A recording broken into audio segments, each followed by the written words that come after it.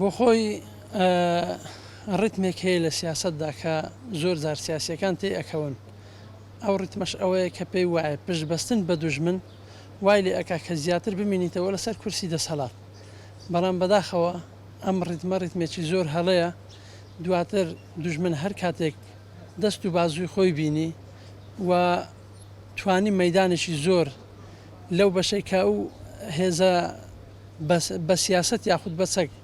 دەسەڵاتی خۆی تێدا ئەژێڕێ و توانی لە ناوچەکە زیاتر بێتە پێشەوە بە دڵنیاییەوە هەر دوژمنە و ئەو کات بە تەواویەتی دوژمنایەتی خۆی ئەسەلمێنێ و وە کۆتایی بەو حیزب و بەو دەسەڵاتەش ئەهێنێ هیوادارین دەسەڵاتدارانی کورد بەگشتی و دۆستەکانی دوژمن چ تورکیا بێت چ وڵاتانی دیکە بێ بە تایبەتی بە ئاگابێنەوە و دەست لە ناودەست لەگەڵ کوردانی تر و لەگەڵ هێزە سیاسەکانی تری کوردی چ لە باشووری کوردستان چ لە باکوور یاخود ڕۆژهەڵات و ڕۆژ ئاوا دەست بخەنە ناودەستی یەکتر پشت بەخوا ئینجا پشت بە یەکتری ببەستن و هەماهەنگی و کۆمەچی بەردەوام لە نێوانیان هەبێت چونکە هەر کاتێک دوژمن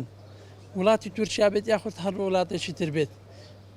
مەدانەکەی لە بەرژەوەندی خۆی بینی بە دڵنیاییەوە نەک کۆتایی بەو هێزە دەسەڵاتدارە کوردیە دەهێنێ بەشکم کۆتایی بە تەواوی دۆزی کورد لە ناوچەکەەوە لە جیهانیش ئەهێنێت چونکە بینی ومانە دوژمنان هیچ کاتێک لەسەر دەرفەتەکانی خۆیان بازیان نەداوە لە نسکۆی شۆڕشەکانی پێشوو بگرە کە پشتیان پێبەستووە یاخود لەو ڕێکەوتن نامانە بگرە کە کوردەکان وایان زانیوە ئەگەر لەگەڵ دەوڵەتێکی دراوسێ بگرن و بۆ پارتی دیموکراتی کوردستانیش ڕیفراندۆمە شکست خواردووەکە باشترین بەڵگەیە کە پێیان وابوو پشت بە دەوڵەتی تورکیا و پشت بە ئیسرائیل و پشت بە چەند وڵاتێکی دیکە دەبەستن و دەتوانن دەوڵەتی کوردی بنیاد بنێن بەڵام لە هەمان کاتدا کە ئەوانەی کە خۆیان بە دۆستی کورد ئەزانی و خۆیان بە دۆستی ئەو حیزب ئەزانی لە پێش هەموو کەسێکەوە سەنگەریان لێگرتن و کۆتاییان پێهێنان تورکیاوە ئەڕێ و چاودێرانی سیاسی پەنجە ئەخەنە سەر ئەوە کە هێزێک لە ناوەخۆی کوردستان بەداخەوە بە هەماهەنگی ئەوان تورکیا دێتە پێشەوە پێیان وایە کە ئەمە لە بەرژەوەندی حیزب و دەسەڵاتەکەی خۆیان ئەگەرێتەوە بەڵام ئێمە هۆشداری ئەدەینە حیزبە کوردیەکان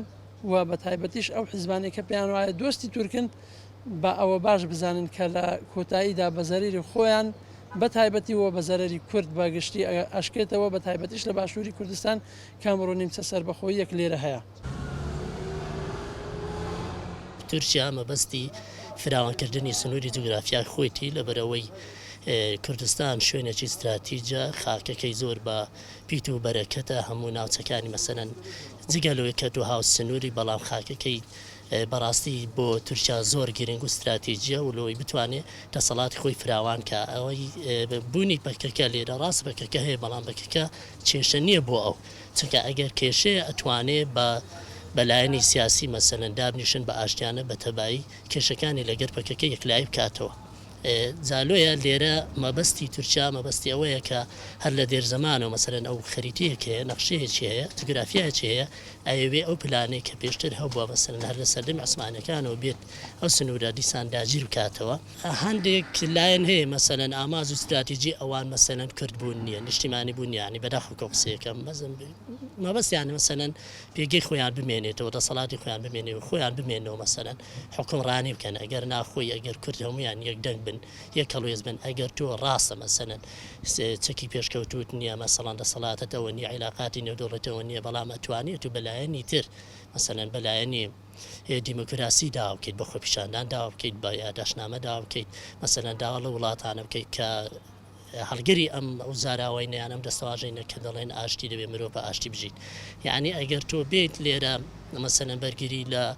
لە دەسەڵاتەکان مەسەرە سیاسەتەکانی تورکیا بکەیت خۆت ئەبێ قوربانی لێرە خەڵکی هەرێمی کوردستان قوربانیە نەکە ئەو چەند کەس و لایەنانێک کە ئەیانەوێت لەگەر تورکیا هەڵوێست و هاوتەبابن.